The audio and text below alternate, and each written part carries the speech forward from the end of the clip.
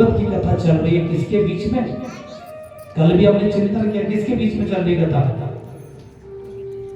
कल कथा में कौन कौन आया था? नैमिषारण्य में किसकी कथा चल रही है? सूत जी महाराज की और सौनकादि 88,000 ऋषियों की कथा चल रही है। ये तो हर कथा में, सत्यनारायण की कथा में भी यही आता है। तो वहां ऐसी कथा नहीं चल रही जो आप और हमारे बीच चल रही है, 2 घंटे 3 घंटे 4 घंटे 5 घंटे, वहां नहीं। वहां चल रहे हैं सत्र, चल रहे हैं सत्र। सत्र समझते हैं आप? प्रातः काल का सत्र, दोपहर का सत्र, सायंकाल का सत्र। सत्र इसलिए नाम रखा कि दोपहर तक कथा सुने, बिना भोजन के, बिना फलाहार के, 10-15 मिनट फलाहार के लिए निकाले, उसके बाद दूसरा सत्र शुरू होता है। स्कूल में भी अब जो सर्वोदय स्कूल में देखा, पहली पाली, दूसरे वाली पाली, इसका मतलब क्या है? जो पहले वाले निकलेंगे तभी तो दूसरे वाले आएंगे। बीच में थोड़ा सा गैप बनाया गया है, इसलिए बनाया गया, उसी को कहते हैं सत्र, यहाँ पे विराम।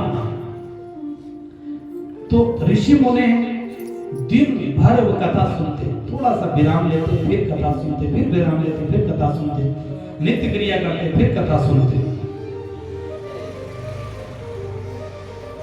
उनमें सौनक जी महाराज ने सूत जी से प्रश्न किया, 6 प्रश्न किए। कौन से प्रश्न किए महाराज? किम श्रेय शास्त्र सारः कः स्वतार प्रयोजनम किम कर्म के अवतारश्च धर्मः का शरणं गतः। 6 प्रश्न किए कि किम श्रेय, संसार में जन्म लिया खाने पीने सोने के लिए, हमारे जीवन का सार क्या है? सौनक जी प्रश्न कर रहे हैं सूत जी महाराज से कि जीवन का सार है क्या है, बताइए। दूसरा प्रश्न किया है शास्त्र सारा का, शास्त्रों का सार क्या है? देवी भागवत में देवी जी बड़ी, शिव महापुराण में शिव जी बड़े हैं। हम किस देवता की पूजन करें? कौन से देवता बड़े हैं?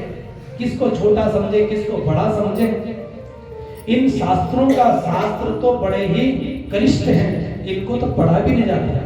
वेदों की भाषा बड़ी क्लिष्ट है, भागवत जी का अध्ययन हर कोई कर नहीं सकता, संस्कृत हर किसी को पढ़ने आती नहीं। तो इनका सार क्या है ये बताइए। तीसरा प्रश्न कि सौनकादि ऋषियों ने सूत जी से कहा स्वावतार प्रयोजनम, भगवान के कितने अवतार हुए और अवतार हुए तो किसके लिए हुए और क्यों हुए, ये प्रयोजन क्या है इसके बारे में बताइए। अनेक अवतार भगवान के हुए, उन अवतारों के बारे में बताइए, कौन कौन से अवतार हुए और किस लिए वो भगवान प्रकट हुए। किम कर्म, चौथा प्रश्न किया कि जीव मात्र का कर्म क्या है, परम लक्ष्य क्या है। जीवन का एक लक्ष्य होता है तब आदमी लक्ष्य तक पहुंचता है। बालक पढ़ते हैं, कोई भी कोर्स करते हैं, उनका लक्ष्य एक होता है कि हमने जीवन में मैंने ये बनना है, तब जाकर उसी कोर्स के पीछे वो लगते हैं, तब जाके कहीं जाके 100 में से 20 आदमी को प्राप्त होता है। हर किसी को प्राप्त नहीं होता, अध्ययन तो सभी कर रहे हैं, लेकिन मेहनत, जब व्यवहारिक क्षेत्र में मेहनत देखी जा रही है तो भगवान के क्षेत्र में भी मेहनत है। जो सबसे ज्यादा कथा कराते हैं, सुनते हैं, कीर्तन करते हैं, उनको वरीयता दी जाती है। हमारा 10% की छूट होती है उनके लिए, आरक्षण। ओबीसी काट में भगवान के आरक्षण तब दिया जाएगा जब आप जीवन में सत्कर्म करते हो। के अवतार, भगवान के कितने अवतार हैं इनके बारे में बताइए। और छठा प्रश्न किया कि धर्म का शरणम गतः, जब भगवान इस धराधाम को छोड़कर चले गए तो धर्म किसकी शरण में गया, इसके बारे में आप बताएं। सूत जी महाराज बड़े गदगद हुए कि हे सौनकादि ऋषियों, आपने जन कल्याण के लिए बहुत सुंदर ही प्रश्न किए हैं। मैं आपको उन प्रश्नों का उत्तर देता हूं, आप ध्यान से सुने। माताओं का मन भटक रहा है कि कथा में रहे। कोई भी माता आती है, कोई भी जाती है, उनसे कोई लेना देना नहीं, आपको सिर्फ कथा सुनिए, आपका ध्यान यहाँ होना चाहिए कथा में। माताओं का ध्यान होता है कौन सी साड़ी पहन के आई है, कल तो पीली लाई थी, आज नीली पहन के आई है। ऐसा नहीं, आपका ध्यान फोकस सिर्फ कथा पे होना चाहिए। जिसमें भजन करना हो भजन करना, जैसे आरती होगी आप सब के सब गेट के बाहर खूब गप्पे मारना, जो आपके मन में वो करना। लेकिन जब यहाँ आप क्लास में आए हो, ये ठाकुर जी की क्लास है, ये भी क्लास है, कोई अलग चीज नहीं। भगवान की 3 घंटे की क्लास चल रही है, भगवान की कथा सुनाई जा रही है।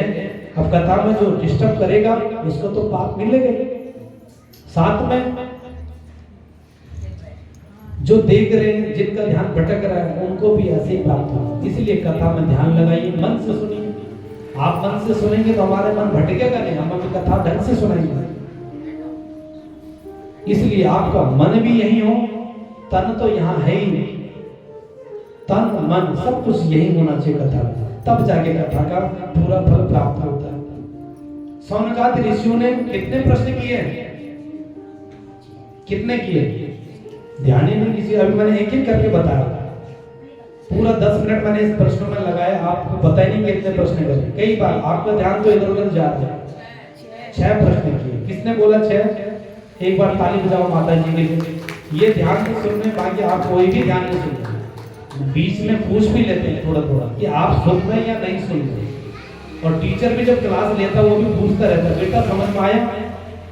यस सर बोलने से काम नहीं होगा, आपको आना भी चाहिए, उसी से रिलेटेड क्वेश्चन आते हैं। जरूरी नहीं जो टीचर ने पढ़ाया वही प्रश्न पत्र में आए। तो 6 प्रश्न सौनक जी ऋषि ने सूत जी से पूछे।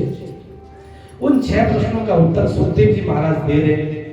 कह रहे महाराज आपने समस्त जन कल्याण के लिए 6 प्रश्न अच्छे पूछे हैं, जिनमें समस्त जन कल्याण होगा, सभी की जो भ्रांतियां दूर होंगी। तो सुखदेव जी ने कहा कि मैं सबसे पहले अपने गुरु का ध्यान करता हूं। जब गुरु जी का ध्यान करते हैं उसके बाद ही आगे हम कार्य करते हैं। सबसे पहले मंगलाचरण किया, अपना ध्यान किया सुखदेव महाराज जी ने, और फिर महर्षि वेद व्यास जी के परम शिष्य है सुख जी महाराज। सूत जी महाराज परम शिष्य हैं, और सुखदेव जी कौन है? पुत्र है। सूत जी महाराज शिष्य हैं, और सूत जी और सुखदेव जी दोनों अलग अलग है, दोनों का नाम अलग अलग है। यहाँ सौनकादि ऋषियों के सामने जो व्यास जी हैं, जो कथा सुना रहे हैं, जो उनका दुख का निवारण कर रहे हैं, वो सूत जी महाराज हैं। और जो परीक्षित का शंका का निवारण कर रहे हैं वो हैं सुखदेव जी महाराज। समझ में आया? सुखदेव जी। और यहाँ सूत जी महाराज प्रश्नों का उत्तर दे रहे हैं। सूत जी महाराज कहते हैं सौनकादि ऋषियों, बहुत आपने सुंदर प्रश्न किया है। सभी पुरुषां परो धर्म यतो भक्ति रथोक्षजे अहेतुक्य प्रत्यता यथात्मा संप्रसीदति। कहते हैं कि आपने जो प्रश्न किया बहुत ही अच्छा किया है। सबसे कहा कि जो पहला आपने प्रश्न किया किम श्रेय, कि शास्त्रों का प्रयोजन क्या है, उसके बारे में बताते हैं कि शास्त्रों का प्रयोजन भक्तों को भगवान की कथा के लिए आगे बढ़ाना, और उस कथा के माध्यम से उनके शंकाओं का निवारण करना। और जब शंका निवारण हो जाए तो उसके बाद उनके विषय में विशेष प्रावधान बताना। 24 अवतार बताए, एक एक करके सारे प्रश्नों का उत्तर बताया। सौनकादि ऋषि कहते हैं भगवान के अवतारों का प्रयोजन के बारे में बताया कि भैया भगवान अवतार क्यों लेते हैं, क्यों कल्याण होता है। तो भगवान तब अवतार लेते हैं कि जब जब हो धर्म की हानि। और गीता में भी वही है, यदा यदा हि धर्मस्य ग्लानिर्भवति भवति भारत अभ्युत्थानं धर्मस्य तदात्मानं सृजाम्यहम्। जब जब धर्म की हानि होती है तब तब परमात्मा प्रकट होते हैं और धर्म को बचाते हैं। इसलिए धर्मम भजस्व सततम, नित्य प्रति भगवान को समझो इसी में जन कल्याण है। बाबा तुलसी भी इसी विषय को विस्तार में कहते हैं, जब जब होए धर्म की हानि, जब जब होए धर्म की हानि, बाढ़ई असुर का धर्म अभिमानी, बाढ़ई असुर का धर्म अभिमानी, तब तब धरि प्रभु विविध शरीरा, तब तब धरि प्रभु विविध शरीरा, हर नित पानिधि सज्जन पीरा, हर नित पानिधि सज्जन पीरा। जब जब धर्म की हानि होती है तब तब प्रभु अवतार लेते हैं और समस्त जन का कल्याण करते हैं। हर युग में भगवान ने अवतार लिया। त्रेता में कौन हुए? राम जी। द्वापर में कौन हुए? कन्हैया जी। और कलयुग में कौन होंगे? हाँ, आपको तो कथा सुनते हैं सब ध्यान। कल्कि भगवान आएंगे, जहाँ आने लग गए मंदिर खुलने लग गया धीरे धीरे, वो सारे मंदिरों से निकलेंगे संबल में। कल्कि भगवान, और कल्कि भगवान अभी नहीं आएंगे, अभी बहुत समय है, अभी तो शुरुआत। कलयुग के कली प्रथम चरण है, प्रथम चरण चल रहा है कलयुग का। अभी से इतना अत्याचार होने लग गया है, जब चौथा चरण चलेगा फिर क्या होगा। और कलयुग के बारे में बताया गया, जब चौथा चरण चलेगा ये कली समापन की ओर होगा। आदमी की लंबाई एक मिर्च के पेड़ बराबर हो जाएगी और जीवन 7 ही दिन का होगा। पहला दिन जन्म लिया, दूसरे दिन पढ़ाई, तीसरे दिन शादी, फिर चले गए, शादी, संतान, सब कुछ 7 ही दिन में सब कुछ हो जाएगा। उसका जीवन 7 दिन में संपन्न हो जाएगा। ऐसा घोर कलयुग आएगा। अभी तो फिर भी 60 साल की उम्र चल रही है। 100 साल की आज्ञा देते हैं, लेकिन हमने खुद अपने जीवन को व्यर्थ कर दिया है। सब चीजें केमिकल की हैं महाराज, इसलिए बिना गोली के कोई भी मनुष्य नहीं। सब गोली खा रहे, गोली भी दे रहे हैं एक दूसरे को और गोली भी खा रहे हैं। हर बात पर गोली देना, झूठ बोलना, कपट करना, छल करना, ईर्ष्या करना, द्वेष करना, ये कलयुग नहीं तो है क्या? ये कलयुग के लक्षण है। 24 अवतारों के बारे में बताएं महाराज। वो 24 अवतार हैं तो हैं कौन जो अवतार लिए? कितने अवतार? जो प्रश्न किया था उनका उत्तर दे रहे। तो 24 अवतार कौन कौन से हैं? सनक, सनंदन, सनातन, सनत कुमार। 12 अवतार नारद, नर और नारायण, भगवान कपिल जी का अवतार, दत्तात्रेय जी, भगवान यज्ञनारायण, ऋषभ देव जी, पृथु जी, मत्स्य अवतार, कच्छप अवतार, धनवंतरी अवतार, मोहिनी अवतार, नरसिंह अवतार, वामन अवतार, परशुराम जी, महर्षि वेदव्यास, आदरणीय प्रभु श्री राम जी, बलराम जी, कृष्ण अवतार, हरि अवतार, हंस अवतार, बुद्ध अवतार और अंत में 24वें अवतार के रूप में कल्कि अवतार हुआ। ये 24 अवतारों के बारे में बताया महाराज। सौनकादि ऋषि बड़े गदगद हो गए महाराज की, बहुत सुंदर आपने हमारे प्रश्नों का उत्तर दिया, हमारे शंका का आपने निवारण किया। किसने किया निवारण? सूत जी महाराज ने सौनकादि ऋषियों का शंका का निवारण किया। आगे सौनकादि ऋषि पुनः सुखदेव महाराज से प्रश्न करते हैं कि समस्त जन कल्याण की भावना के लिए सुखदेव जी का जन्म, जिन्होंने परीक्षित को कथा सुनाई, उनका जन्म कैसे हुआ, उनके बारे में हमें आप बताइए। सौनकादि ऋषियों ने ब्रह्मवेत्ता जी से प्रश्न किया था कि गोलोक में जो किशोरी राधा जी नित्य निवास करती हैं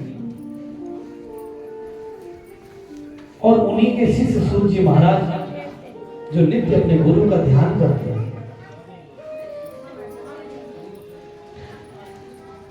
उनकी कथा आप विस्तार से बताएं, इसको हम सुनना चाहते हैं। तब जाके ऋषियों को महाराज सूत जी ने विस्तार से उस कथा को बताया। सुखदेव जी का जन्म कैसे हुआ इसके कथा के बारे में बता रहे हैं। एक समय की बात है, नारद जी महाराज पृथ्वी पर भ्रमण करते करते करते कैलाश पर्वत पर पहुंचे। कैलाश पर्वत में क्या देखा कि भगवान शिव अपनी तपस्या में लीन है, मां पार्वती जी घर के कार्यों में लीन है। नारद जी ने सोचा कि पृथ्वी में तो समस्त लोग क्लेश कर रहे हैं आपस में, लेकिन भगवान के बीच में क्लेश होता है या नहीं होता है इसका पता लगाना पड़ेगा, क्योंकि नारद जी हैं ही ऐसे। नारद ज्ञानम ददाति थे नारद। नारद जी जो ज्ञान देते हैं, कथा सुनाते हैं, वही नारद जी महाराज हैं। और नारद जी का नाम फिर नारद नहीं था। नारद जी का पूर्व का नाम जो था वो रामदास था। जब नारद जी ने अपने जीवन में खूब कथा कीर्तन करा, अभी पूर्व जन्म की कथा आप सुनोगे नारद जी की, संतों की सेवा करते थे नारद जी की माता, उनके घर में जो भी संत आते भोजन प्रसादी उनके जूठे बर्तन उठाते, तब संतों के आशीर्वाद से उनको खूब आशीर्वाद मिला। वो जन्म बीतने के बाद पुनः उनका जब जन्म हुआ, ब्रह्मा जी के मानस पुत्र कहलाए, तब उनका नाम नारद जी पड़ा। 2 घंटे 3 घंटे कथा सुनने से भक्त नहीं कहलाए, हजारों वर्षों तक तपस्या करने के बाद तब कहीं जाके परमात्मा प्राप्ति होती है। लेकिन कलयुग के लक्षण है, थोड़े ही समय में कथा का पूरा लाभ प्राप्त हो जाता है, क्योंकि हरि कीर्तन से ही सारा पुण्य लाभ प्राप्त होता है। नारद जी ने सोचा शिव और पार्वती दोनों प्रेम से रहते हैं, इनके आपस में कभी झगड़ा नहीं होती, लेकिन कलयुग के प्राणी आपस में पति पत्नी तो खूब झगड़ते हैं, क्लेश होता है, ये तो मैंने देखा। लेकिन भोलेनाथ और मां पार्वती के बीच में झगड़ा ये तो मैंने सुना, लेकिन एक बार परीक्षण के लिए जाना चाहिए। नारद जी महाराज कैलाश पर्वत अमरनाथ की गुफा में पहुंचे। भोलेनाथ अपनी तपस्या में लीन है, मां पार्वती अपने घर के कार्य कर रही हैं। जैसे मां पार्वती ने नारद जी को देखा तो पार्वती जी ने कहा, आओ नारद जी, बहुत दिनों के बाद आना हुआ,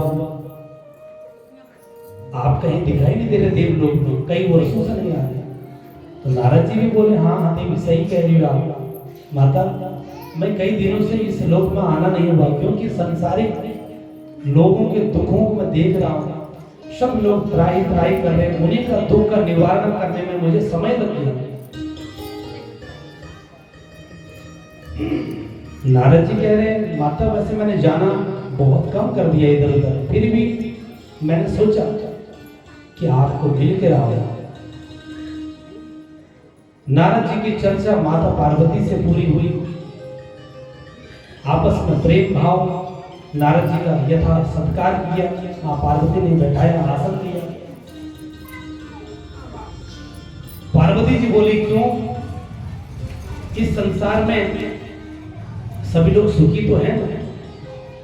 नारद जी बोले, ये संसार सब बनावटी है, कोई किसी से प्रेम नहीं कर रहा, मैं तो पृथ्वी लोग में देख क्या है, सब जो भी कर रहे हैं स्वार्थ के प्रति कामना कर रहे हैं, एक दूसरे से जब स्वार्थ है तभी प्रेम कर रहे हैं। माता और पुत्र का मोह है तभी वो प्रेम कर रहे हैं, पति पत्नी के बीच में एक परिवार बनता है तभी जगह प्रेम है।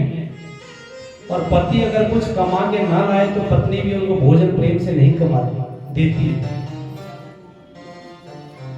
स्वार्थ, अपना स्वार्थ कैसा हो, बाबा तुलसी भी रामचरित में यही कहते हैं, सुर नर मुनि सबकी यह रीति, स्वार्थ लाभ करे सब प्रीति। अपना स्वार्थ निकले, उसके बाद सामने वाले को छोड़ दिया जाता है। माताएं भी अपने पतिदेव से जिस दिन समझ लो बोलने की शैली चेंज हो जाए, आप चाय पीजिए, ऑफिस से आते और दिन नहीं पूछती हो, कुछ कामना है, कुछ सूट मंगाना है या कहीं जाना है या कोई डायमंड मंगाना हो, हार मंगाना हो, तो माताओं की भाषा चेंज हो जाती है, पति से बात करने की भाषा चेंज हो जाती है। आज तो बहुत मुरझाए हुए थके हुए लग रहे हो, रहने दीजिए, बैग मुझे दीजिए, मैं रख दूंगी। पति बेचारे भी समझ जाते हैं, इतने साल से जीवन झेल रहा है आपके साथ। एक होता है झेलना, एक होता है काटना, एक होता है जीवन व्यतीत करना। तीनों अलग अलग अर्थ है। जहां बनती नहीं वो काटे रहे, जहां आनंद चल रहा हो, झगड़े नहीं हो रहे हो, बच्चे आज्ञाकारी हो, वहां जीवन यापन हो रहा है। पता ही नहीं लगता जीवन यापन कब छोटे हुए, बड़े हुए, बुजुर्ग हो गए, उसको जीवन यापन चक्र है। नारद जी महाराज मां पार्वती से कहती है कि जीवन में सभी लोग एक दूसरे से झगड़े कर रहे हैं, संसार में कोई भी सुखी नहीं। पार्वती जी बोली ऐसी क्या बात है कि कौन सुखी नहीं?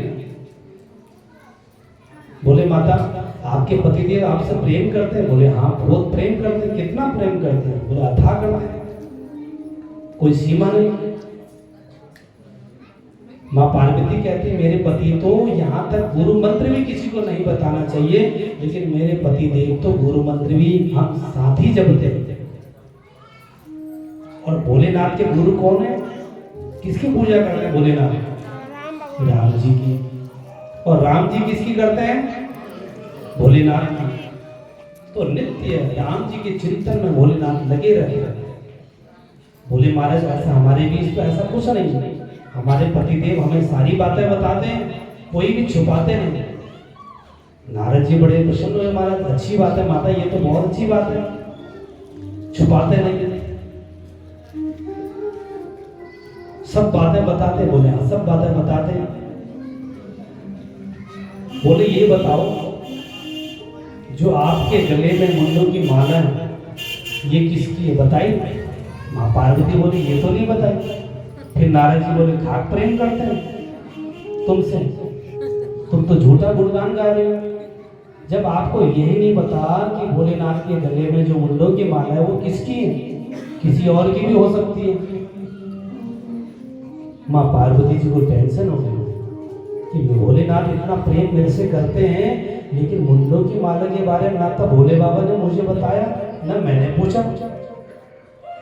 ये तो हमारा ध्यान गया ही नहीं इस पर। नारद जी बोले मेरा काम तो हो गया भैया, मैं चलता हूं। अच्छा, नारद जी महाराज वहां से चल दिए। अब पहले जमाने में कोप भवन हुआ करते थे, जब कोई भी माता नाराज होती थी तो कोप भवन में जाती थी। उस समय फोन नहीं थे। कोप भवन में मां पार्वती ने अपने जो वस्त्र है वो सारे उतारे और मलिन वस्त्र पहन लिए और अपने श्रृंगार जो हाथ की चूड़ियां बिंदी सब उतार दी और कोप भवन में चले गए। शाम को भोले बाबा आए। भोले बाबा तो भोले बाबा है, देवी देवी आवाज लगाई लेकिन कहीं भी देवी दिखाई नहीं दी। अब देवी कहाँ चलेगी? भोले बाबा चिंतन करने लगे। भोले बाबा ने चिंतन किया, जैसे चिंतन किया तो भोले बाबा को देखा तो पार्वती जी को भवन में बैठे। भोले बाबा वहां गए, पार्वती से पूछा देवी क्या हुआ? बोले कुछ नहीं हुआ। तो कुछ क्यों नहीं हुआ? कल तक तो आप अच्छी सेवा करते थे, आप आइए बैठिए, भोजन बनाए, प्रसाद बनाइए, खाइए। आज आप तो बात ही नहीं कर रही, आपका चेहरा उतरा हुआ है, ऐसे क्या हो गया? मां पार्वती ने कुछ नहीं कहा, मौन हो गए। भोले बाबा ने काफी देर सोचा, उसके बाद चिंतन किया। भोले बाबा तो भोले बाबा है, उनको सब ज्ञात है कौन क्या कर रहा है, कैसा हो रहा है। जैसे भोले बाबा ने ध्यान लगाया तो देखा नारद जी आए थे। बोले देवी नारद जी आए थे क्या? बोले हाँ नारद जी आए थे। अच्छा, भोले बाबा समझ गए ये जब ये सारा खेल नारद जी का ही है, नारद का, ये भड़का के गया होगा, इसका काम ही है। संसार में भी जो इधर की बात उधर करता है, उधर की बात इधर करता है, वो समझ लो वो नारद है। इसीलिए बहुत सारे गली में भी माताएं दूसरे का नाम रख देती है, ये नारद है। तो इधर की बात उधर, उधर की इधर की जो करता है वो नारद है। तो भोले बाबा समझ गए नारद आए, देवी नारद आए। देवी जी ने पहले कुछ नहीं कहा, जब 2-4 बार पूछा फिर बोले हाँ नारद आया। बोले बाबा समझ गए। सारी चर्चा दोनों की हुई, समझाने की कोशिश भोले बाबा ने करी, लेकिन पार्वती जी बड़े काफी देर बाद मनाए। बोले महाराज आप तो कहते मैं आपको कुछ नहीं छुपाता हूँ, सब कुछ आपको बता देता हूँ, फिर आपने ये चीज मुझे क्यों नहीं बताई? जो आपके गलों में मुंडों की माला है, इसके बारे में आपने कभी बताया नहीं। भोले बाबा बोले महाराज देवी आपने भी तो कभी नहीं पूछा, जब आपने पूछा ही नहीं मैं कैसे बता देता? मां कहने लगी पति का परम धर्म है कि पत्नी को सारी बात बताए। भोले बाबा भी कहने लगे आपका भी तो स्त्रीत्व है, आपका भी तो धर्म है पति की सेवा करना, पति से हर चीज पूछना। ना आपने पूछा ना मैंने पूछा, चलो जो भी हुआ ये बताओ ये गले में मुंडों की माला किसकी है? तो भोले बाबा कहने लगे ये आपकी है। और बोले मेरी? हाँ देवी आपकी है माला। कैसे? बोले देवी आप जब भी मृत्यु को प्राप्त होती हो, शरीर छोड़ती हो, तो आप एक एक मुंडों की माला धागा में पिरोता जाता है, तब जाके ये माला बनी। पार्वती जी और परेशान होने लगी। बोले महाराज इतने कपटी निकले आप, मैं इतने बार मर गई और आप एक बार भी नहीं मरे, आप तो फिर भी झूठे निकले, कपटी निकले, सारा दोष मुझे ही दे रहे हो। आपने ऐसी कौन सी बूटी पी है जो आप मरते नहीं, मैं बार बार मरती हूँ? तब जाके भोलेनाथ ने कहा मैंने अमर कथा सुनी है। देवी पार्वती जी बोली ये अमर कथा है क्या, इसके बारे में मुझे बताइए, मुझे भी सुनाइए, मैं भी अमृत को प्राप्त हो जाऊं, जन्म मरण के बंधन मृत्यु के बंधन से मैं भी दूर हो जाऊं, आपकी तरह अजर अमर हो जाऊं। तब जाके भोलेनाथ ने अमर कथा मां देवी को सुनाई। महादेव तैयार हो गए कथा सुनाने के लिए। बोले महादेव देवी जी से बोले ये कथा एकांत में सुनाई जाती है और कथा सुनने के नियम बताए। कथा हमेशा पंडाल में ही सुननी चाहिए, व्यास जी के सम्मुख सुननी चाहिए, व्यास मंच के पीछे नहीं सुननी चाहिए, ऊपर नहीं सुननी चाहिए, साइड में नहीं सुननी चाहिए, सामने श्रोता बैठे हो और सामने वक्ता बैठे हो, तभी कथा का पूरा फल प्राप्त होता है। देवी जी कहने लगे ठीक है। जगह का चयन किया, कैलाश पर्वत में चारों तरफ बर्फ ही बर्फ, जीव जंतु कोई नहीं। भोलेनाथ ने फिर भी कहा देख लीजिए देवी कोई आसपास जीव जंतु तो नहीं है, क्योंकि पीठ पीछे जो कथा सुनेगा कुछ समय योग्य नहीं होगा, ये कथा की शर्त है। और कथा मैं आपको सुनाऊंगा, आपने मन से सुनना है, ध्यान से सुनना है, और बीच में मुझे कैसा पता लगेगा आप कथा सुन रहे हो या नहीं सुन रहे हो, इसके लिए आपको बीच में हुंकारी भरनी पड़ेगी। देवी जी बोली ठीक है महादेव जैसा आप कह रहे हैं। सुंदर आसन लगाया। भोले बाबा ने कहा मेरी शर्त है मैं आग बंद करके कथा सुनाता हूँ, प्रेम से सुनिएगा, लेकिन जैसे अब हुंकारी करना बंद कर दोगी तो कथा अपने आप रुक जाएगी। माँ देवी ने कहा ठीक है महाराज मैं ध्यान से कथा सुनूंगी, मेरी जिज्ञासा है मैं कथा बड़े भाव से श्रवण करूंगी, आप सुनाइए अमर कथा जिससे जीवन चक्र मृत्यु के भय से आदमी दूर हो जाता है। ऐसी कथा महादेव सुनाने लगे। महादेव सुना रहे कथा, पशु पक्षी आदि सब चीज वहां से दूर निकल गए, कोई नहीं था। हिमालय पर्वत में वैसे कोई भी नहीं जाता, लेकिन एक शुभदेव तोता का छोटा नन्हा सा शावक अंडे के रूप में विकलित अवस्था में पड़ा। महादेव जैसी कथा सुना रहे हैं, पार्वती जी प्रसन्न होके कथा सुन रही है। कथा सुन रही है, भोलेनाथ वक्ता बन गए और मां पार्वती श्रोता बन गए। दोनों नियम के अनुसार कथा सुनने लगे। भाव से आनंद के साथ कथा प्रारंभ हुई। उसी समय वो जो सुखदेव का जो नन्हा सा सावक तांडे के रूप में, वो पहले दिन की जैसी कथा हुई, वो हल्का उसका अंडा फूट गया। इधर महादेव कथा सुना रहे हैं, उधर पार्वती जी हुंकारे भर गए, क्योंकि ताकि महादेव को लगे कि सामने कथा सुन रहे हैं, करके सुन रहे हैं। कथा सुनाते गए, पहले दिन की कथा हुई, दूसरे दिन की कथा हुई, तीसरे दिन की कथा हुई।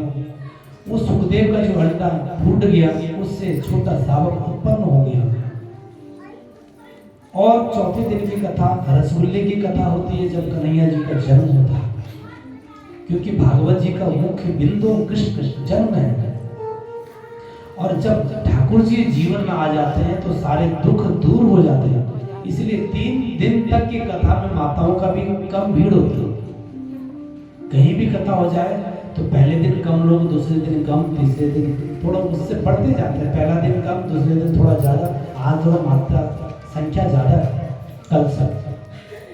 कल और ज्यादा होगी। और जब परसों हमारे कन्हैया जी आएंगे तो यहाँ जगह नहीं बनेगा, इसलिए परसों जो कथा होगी वो रसगुल्ले की कथा है। तो जो माता है उस दिन 1 बजे आ जाएंगे। मुझे लगता है 1:30 बजे तक सारा पंडाल भर जाएगा, और जो 1:30 बजे के बाद आएगा वो गेट के बाहर रहेगा, जगह कम है। इसलिए आप विचार करना है कि कब आपको आना है। इसलिए आज 2 दिन पहले ही आपको बता दिया गया है। बाद में कोई ये नहीं कहे आचार्य जी से कि महाराज जगह नहीं है हमारे बैठने के लिए, हम कहाँ बैठे। इसलिए अपना स्थान निश्चित कर लें समय पर आकर। उसके बाद कथा आगे चलती गई। शिव जी ने माता पार्वती जी से कहा, प्रेम से कथा सुनाती गई, भोलेनाथ सुनाते गए। जैसे चौथे दिन कथा हुई, उद्धव जी श्री कृष्ण जी का संवाद चल ही रहा था, तो माता जी को नींद आ गई महाराज। और सब